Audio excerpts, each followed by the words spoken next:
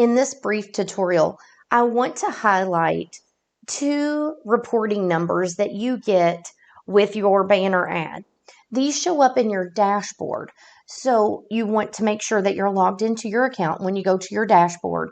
If you have multiple items or listings on the Wedding Experts, as you can see in this demo one, you want to make sure that the reddish pink highlight line is on the item that you're looking for reporting numbers on. So you can see I'm on test banner 2 and it is highlighted here on the left. So the two numbers that you get is total viewers at the top and website views. So total viewers is the number of people that have seen your banner ad.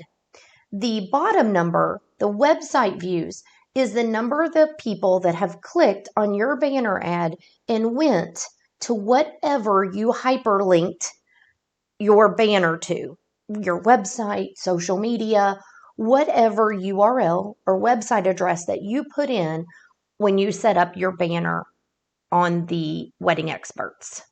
So those are the two reporting numbers that you get, and you have access to log in and see those anytime.